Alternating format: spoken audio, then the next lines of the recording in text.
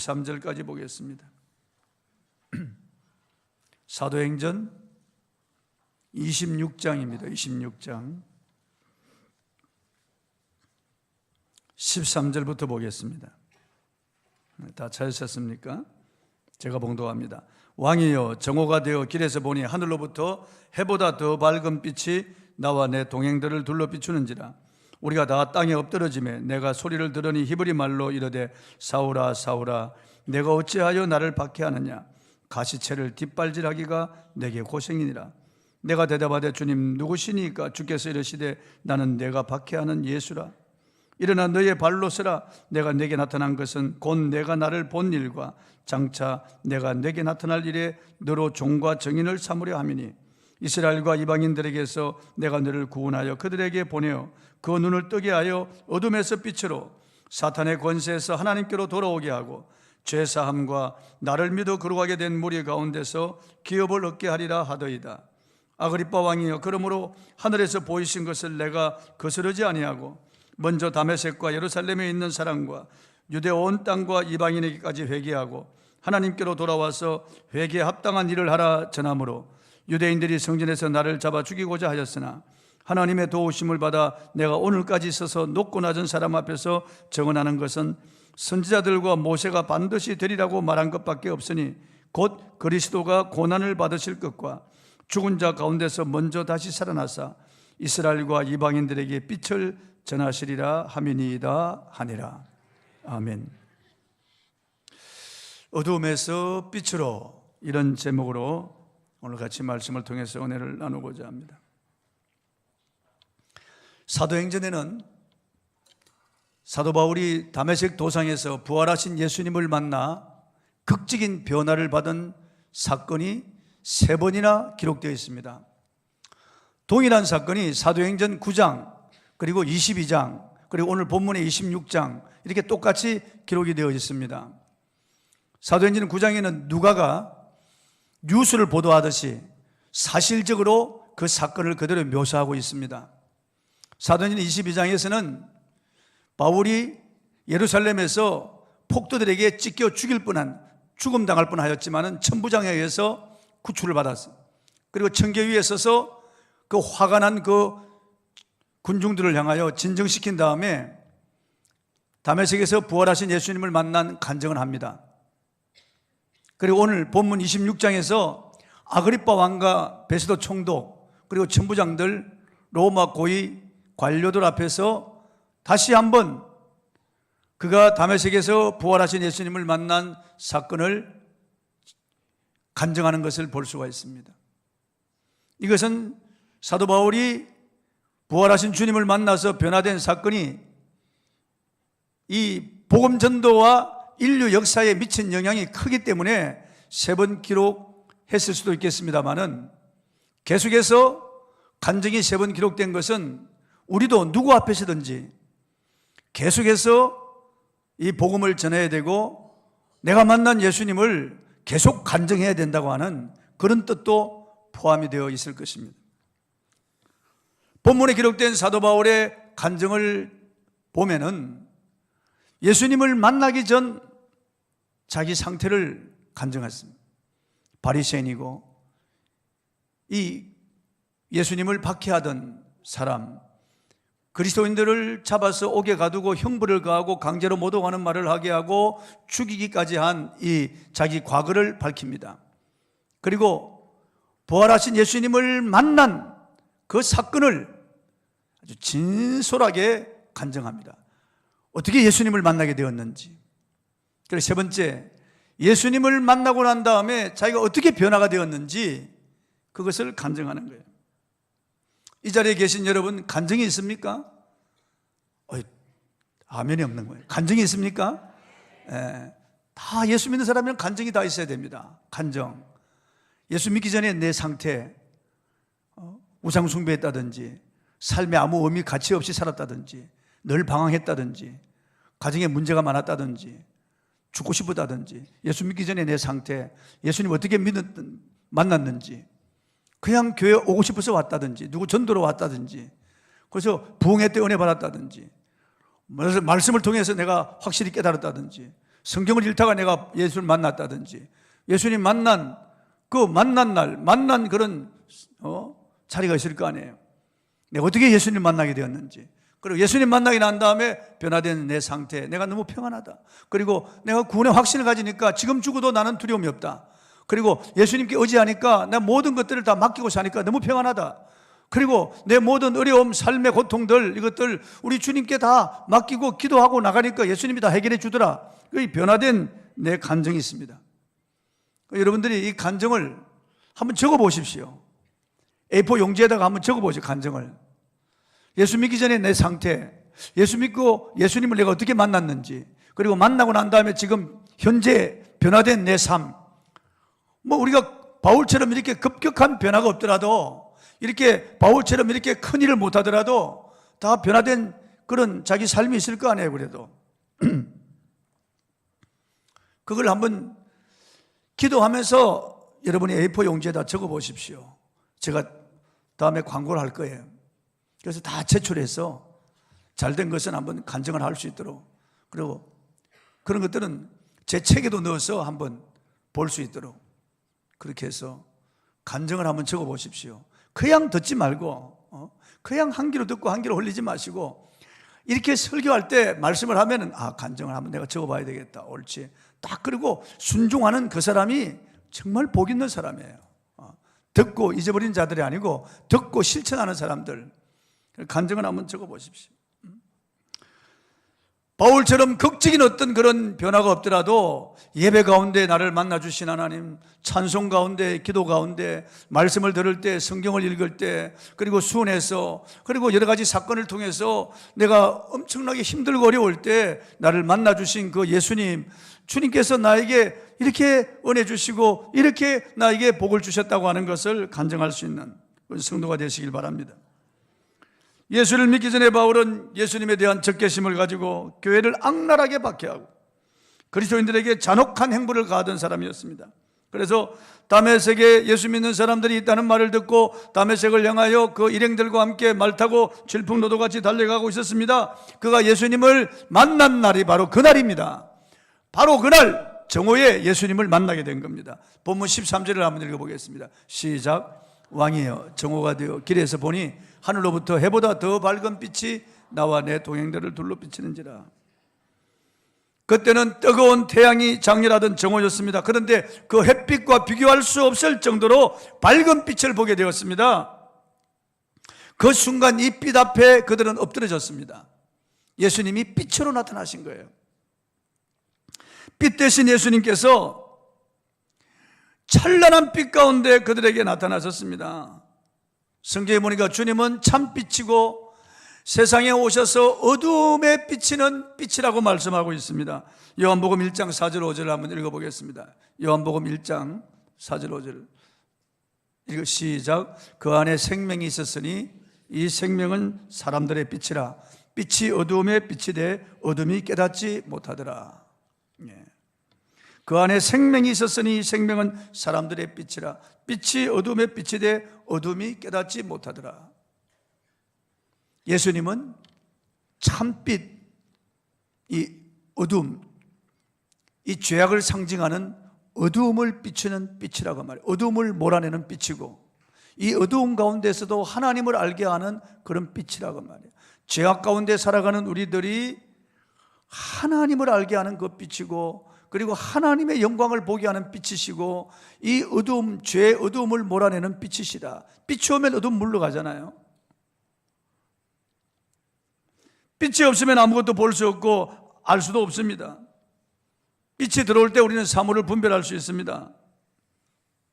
주 예수님은 눈이 멀어서 하나님을 보지 못하고 알지 못하는 이 세상 사람들에게 빛으로 오셨습니다. 하나님을 보여주신 분이에요. 99% 보여준 게 아니고 100% 하나님을 보여주신 거예요. 완전히 그분이 하나님이시니까. 나를 본 자는 아버지를 보았거늘 어찌하여 아버지를 보여달라 하느냐. 아버지와 나는 하나이니라. 나와 아버지는 하나이니라. 예수님 그렇게 말씀하셨어요. 그래서 예수님을 보면은 하나님을 알 수 있는, 그분이 하나님을 알게 하시는 빛이니까요. 빛이니까. 70년대 대가수이며 가수왕으로 불려졌던 남진 씨가 최근에 전국 투어 공연을 하면서 대구 반야월 교회에서 간증 집회를 했습니다. 그가 그 자리에서 둥지라고 하는 최신 노래를 선보였는데, 그 노래는 나이 들어서 하나님을 만나 그분의 품에 안긴 자신의 간증이라고 했습니다. 그는 일찍 유명해져서 인기도 얻고 명예도 얻어서 자만과 교만했다고 했습니다. 그는 과거에 예수님이 동정녀 몸에 성령으로 잉태되어 태어난 것을 믿지 않았지만 세월이 가고 늙어가면서 외롭고 허무한 걸 느꼈고 자연 만물을 보면서 만든 분이 누군가를 생각하고 결국 자신이 누군가를 생각하게 되었다고 했습니다. 남진은 스마트폰을 보면서도 이게 전원을 켜면 이게 스마트폰이 작동되는데 난 그거밖에 모른다고 말이야. 이런 조그마한 스마트폰도 내가 모르는데 이 우주와 만물을 지으신 전능하신 하나님을 내가 어떻게 알겠느냐 그 말이에요. 하나님이 내게 알려주지 아니하면 내가 그 전능하신 하나님을 어떻게 알 수 있겠느냐. 내 수준으로 하나님을 가름하고 내 수준으로 내 이 좁은 머릿속에 하나님을 담으려고 했던 과거의 자신을 회개했다고 합니다. 남진은 과거에는 하나님이 누군지 어떤 분인지 하나님이 살아계신지 생각해 본 적이 없었다고 했어요. 내 능력, 내 힘으로 내가 사랑받는다고 생각했다고 하면서 그동안 하나님을 잊고 죄만 짓고 살았는데 이제라도 전능하신 하나님을 알게 하신 것에 감사와 영광을 돌린다고 했습니다.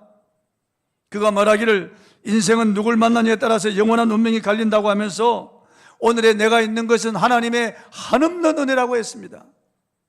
하나님을 만나서 자신이 죄사함을 받고 구원받은 것이 얼마나 큰 은혜인가 하는 것을 간증을 했습니다. 어둠 속에 있는 죄인들은 내가 누군지 알지 못해요.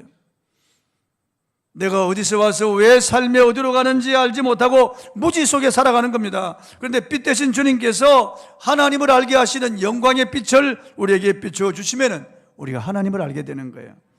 요한복음 1장 9절 10절 한번 읽어보겠습니다. 시작. 참빛고 세상에 와서 각 사람에게 비추는 빛이 있는 날이 그가 세상에 계셨으며 세상 그로 말미암아 지음바 되었으되 세상이 그를 알지 못하였고 이 우주 만물을 창조하신 그 주님이 사람이 되어서 이 땅에 오셨다. 참빛고 세상에 와서 각 사람에게 비추는 빛이 있었나니 하나님은 각 사람에게 빛을 비춰주시는 거예요. 어떤 사람은 그 빛을 보고 거부합니다.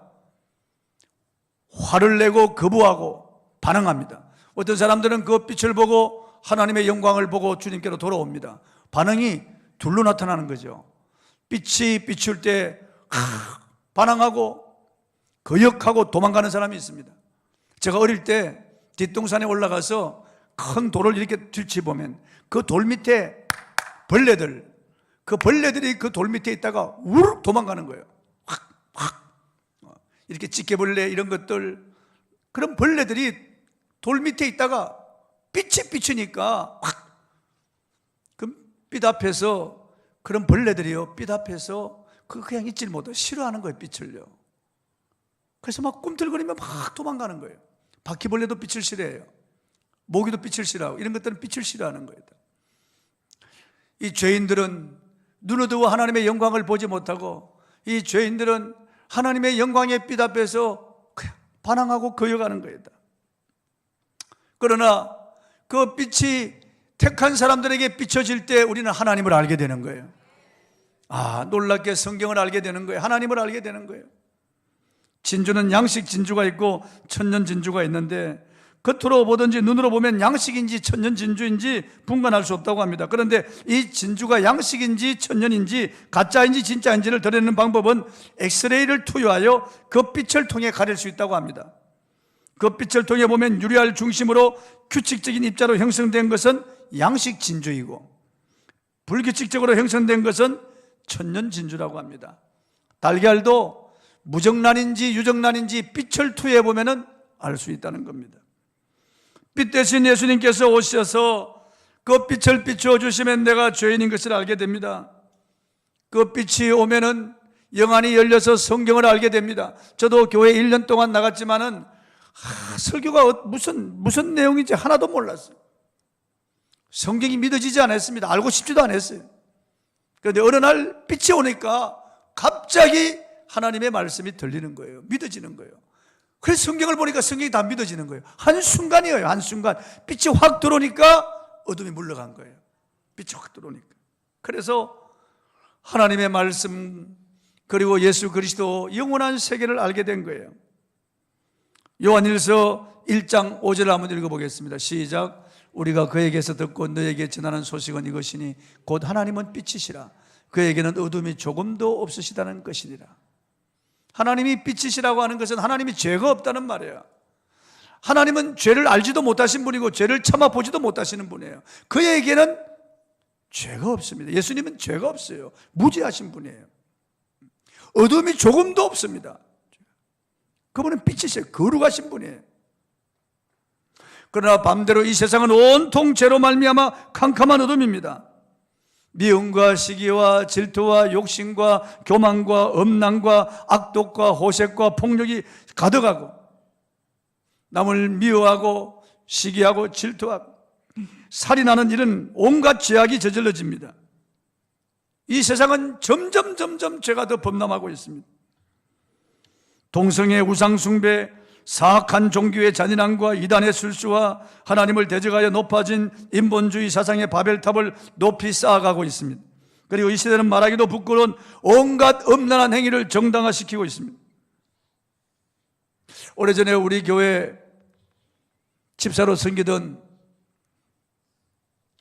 윤모 집사님은 요 근처에 있는 중학교 선생님이었어요.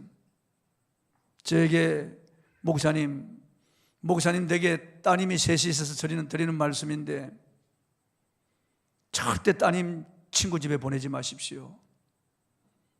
자기가 학교에서 상담교사로 몇 년 동안 여학생들을 상담해 보니까 친구 오빠가 있거나 친구 삼촌이 있거나 친구 아버지가 있는 집에 가면 거기서 성폭행, 성추행을 당한 애들이 많다는 거예요.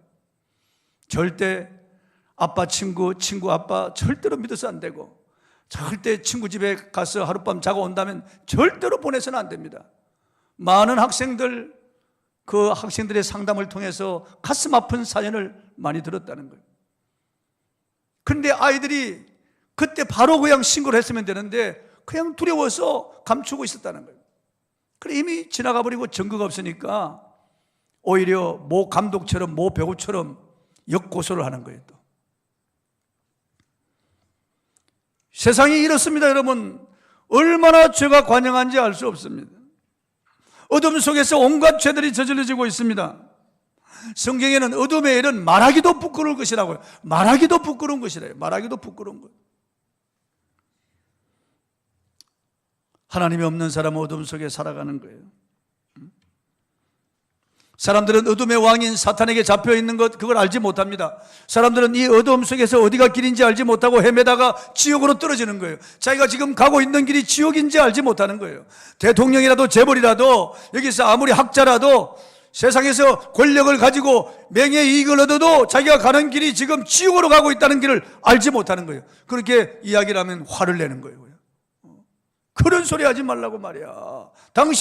당신이 믿는 종교를 잘 믿으라고 말이야. 나에게 왜 그따위 소리 하는 기분 나쁘게 해? 무슨 지옥이야 지옥은. 그래. 그때니 허황된 말을 하지 말라고 어디야 급주냐고 공갈 협박하냐고 말이야. 그러니까 너무나 안타깝잖아요. 눈이 가려지고 죄악으로 관영한 이 어둠의 세상에 살아가니까 이들이 자기가 가고 있는 길이 지금 지옥을 향하여 가고 있다는, 이 넓은 길로 들어와서 가고 있는 길이 지옥이라는 것을 알지 못합니다. 그러나 예수님이 이 땅에 오셔서 빛으로 오셔서 드러내신 거예요. 하나님을 알게 하시고 죄를 십자가로 몰아내시고 사탄의 권세를 절폐하시고 예수님께서 내게로 오라는 겁니다. 빛으로 나오라는 거예요. 빛으로 나오라는 거죠. 그래서 하나님의 음성을 듣고 하나님의 말씀을 통해서 하나님에 대하여 알게 되고 하나님의 세계에 대해서 알게 되는 거죠. 그 영광의 빛이 사울 앞에 비추었습니다. 그 빛 앞에 엎드려진 사울은 자신이 죄인인 것을 알게 되었습니다. 자기는 지금 가고 있는 길이 정말 올바른 길이라고 생각했습니다. 이 길이 하나님을 기쁘시게 하는 길이라고 생각했어요. 이게 영광스러운 길이라고 생각했습니다. 그런데 그것은 하나님을 대적하는 길이었고 그것은 정말 큰 죄를 범하는 그런 길이었다는 것을 알게 되었어요. 예수께서 우주와 만물을 창조하신 창조주시고 전능자라는 것을 알게 되었습니다. 예수님이 정말 우리 죄를 위하여 십자가에 죽으시고 부활하셨다는 것을 알게 되었습니다. 그는 주님만이 이스라엘과 이방의 빛이라는 것을 알게 되었습니다. 그리고 이 빛은 이미 구약 성경에 기록되었다는 것을 알게 된 겁니다. 본문 22절을 한번 읽어보세요. 시작. 하나님의 도우심을 받아 내가 오늘까지 서서 높고 낮은 사람 앞에서 증언하는 것은 선지자들과 모세가 반드시 되리라고 말한 것밖에 없으니, 여기 선지자들과 모세가 반드시 되리라고 말한 것, 선지자들과 모세는 구약을 말하는 거예요. 구약 성경에서 반드시 되리라고 말한 것, 그것밖에 없다는 거예요. 자기가 말하는 것은 그것을 지금 증언하고 있다는 거죠. 그럼 선지자들과 모세가 반드시 되리라고 말한 것, 구약 성경에 반드시 되리라고 기록한 것이 무엇일까? 23절을 한번 읽어보겠습니다. 시작. 곧 그리스도가 고난을 받으실 것과 죽은 자 가운데서 먼저 다시 살아나사 이스라엘과 이방인들에게 빛을 전하시리라 하미니이다 하니라. 이게 선지자들과 모세의 글에 기록된 거예요. 이게 구약의 핵심이라는 거예요. 곧 그리스도가 고난을 받으실 것과 죽은 자 가운데서 먼저 다시 살아나사 이스라엘과 이방인들에게 빛, 복음이죠, 빛을 전하시리라 하미니이다 아니라. 이게 이미 구약의, 이것이 다 창세기부터 말라기까지 구약 39권에 기록되어 있는 것은 예수님의 십자가의 죽으심과 부활이라는 거예요. 그리고 이 복음이 많은 백성에 전파되어서 구원, 하나님의 백성들을 모으는, 이 구원하는 이런 역사가 일어날 것이 이미 구약 성경에 다 기록되어 있다는 겁니다. 어둠에서 빛으로, 사탄의 권세에서 하나님께로 돌아오게 하는, 이것이 이미 다 기록되었다는 거죠. 이사야서에 가장 많이 기록되어 있습니다. 이사야서예요. 이사야서는 성경의 한 중앙이고, 그리고 성경이 66권인 것과 마찬가지로 이사야서는 66장으로 되어 있는데, 이사야서에 예수님의 죽으심과 부활, 그리고 이 복음이 전 세계에 전파될 것이 가장 많이 기록되어 있는 책이에요. 이사야 60장 1절 3절을 한번 읽어보겠습니다. 시작. 일어나라, 빛을 발하라. 이는 내 빛이 이르렀고 여호와의 영광이 내 위에 임하였음이니라. 보라, 어둠이 땅을 덮을 것이며 캄캄함이 만민을 가리우려니와 오직 여호와께서 내 위에 임하실 것이며 그의 영광이 내 위에 나타나리니 나라들은 내 빛으로, 왕들은 비치는 내 광명으로 나오리라. 예수님께로 나오는 거예요. 예수님이 부활하셔서 영광을 얻으시고, 예수님 이 부활의 복음이 전 세계에 전파되어서 수많은 열왕들과 수많은 나라와 민족들이 예수님께로 비치는 이 광명으로 나오게 될 것이 예언되어 있다고 말해요. 그 말씀대로 그대로 이루어진 거예요. 사울은 이제 자신이 이 빛을 받고 예수님을 만나고, 그리고 주님으로부터 사명을 받았다고 하는 것, 그리고 자기도 이 빛을 전하는 사람이 되었다고 하는 것을 증언하고 있습니다.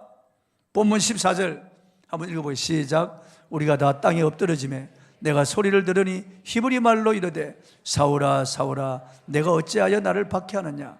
가시채를 뒷발질하기가 내게 고생이니라. 부활하신 예수님이 사울에게 지금 하신 말씀이에요. 가시채를 뒷발질한다는 이 말이 무슨 뜻일까요? 중동 지역에서는 소나 말 이런 것들을 길들여 가지고 밭을 갈게 하는데, 길들이지 않은 소나 말은 순순히 말을 듣지 않고 자꾸 뒷발질을 하는 거예요. 주인을 향하여. 이 못된 버릇을 고치기 위해서 주인은 가시채를 만들어서 뒤에다 묶어 놓습니다. 그것도 모르고 짐승이 뒤에 있는 주인을 향하여 뒷발질하면 영락없이 찔리게 됩니다. 순순히 말을 듣지 않고 뒷발질할수록 손해요, 고생입니다. 뒷발질할수록 가시에 찔리니까요. 마찬가지로 주님을 반대하거나 박해하는 일은 이와 같이 가시채를 뒷발질하는 것과 같다는 뜻입니다. 여러분, 주님을 떠나 살아온 지난날의 삶을 돌아보십시오. 후회와 실망밖에 없습니다.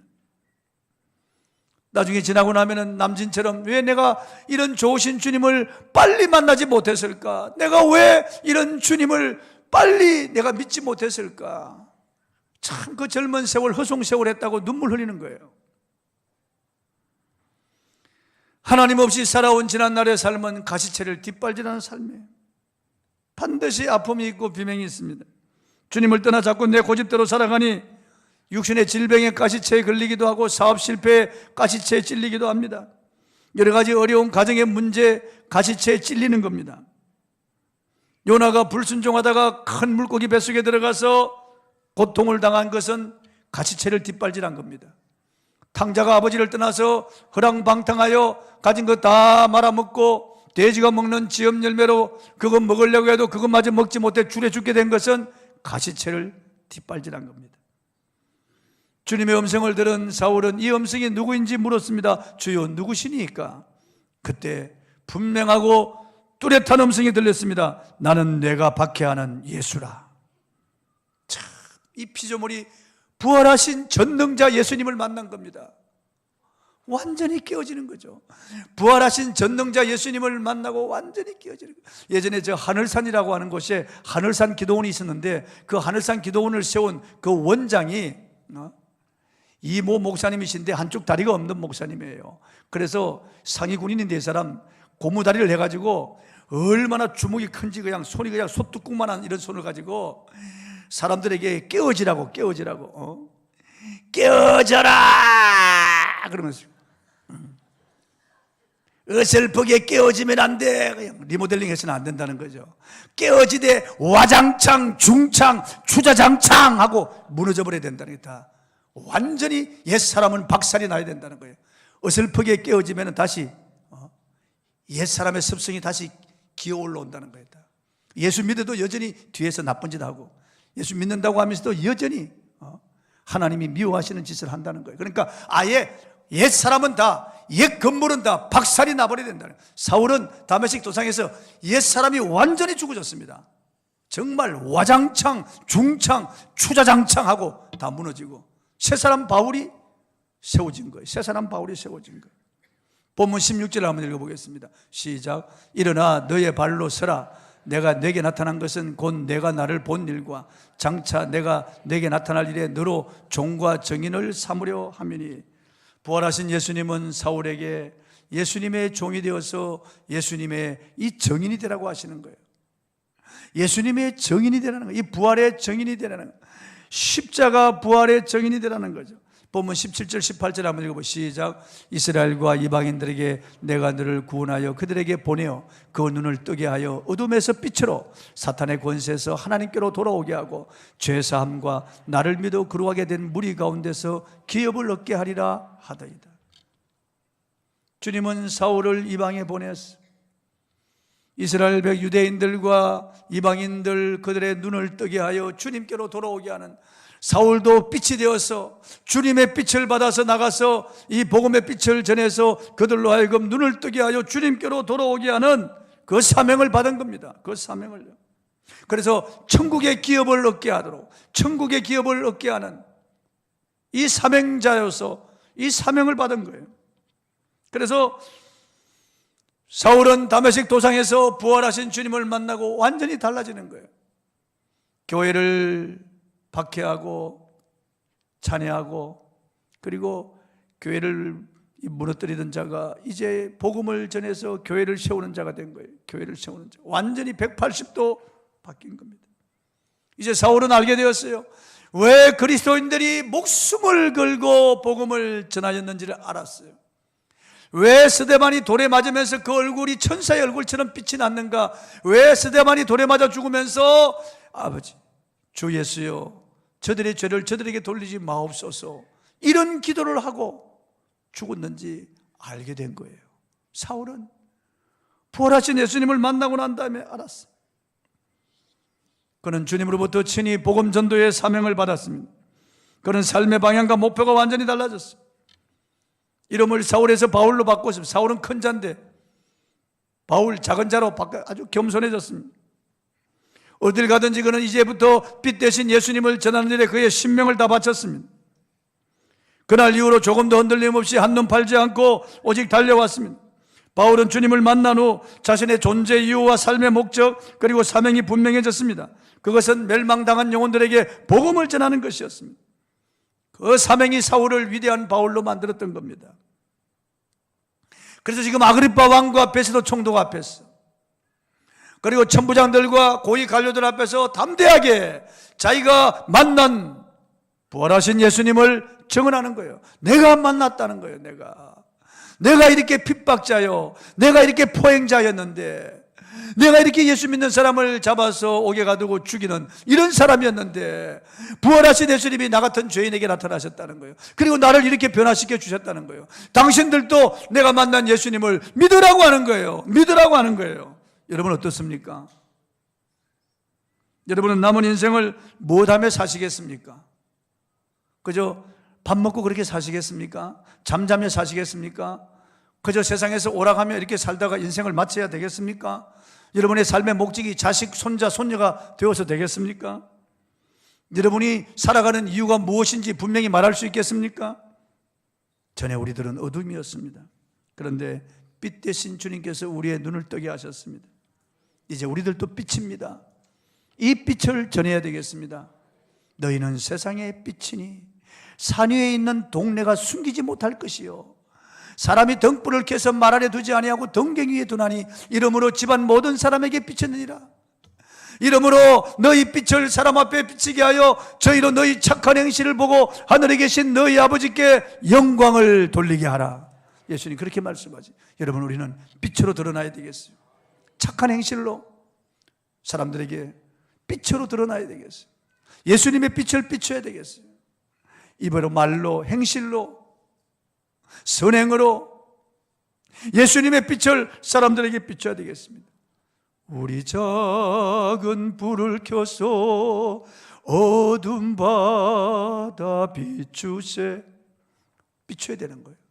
물에 빠져 헤매는 이 건져내어 살리세. 빛을 비춰야 되는 거예요. 어디가 길인지 알지 못하고 헤매는, 죄악 속에서 헤매는 저들에게 우리가 빛을 비춰야 되겠어요. 찬송하십시다.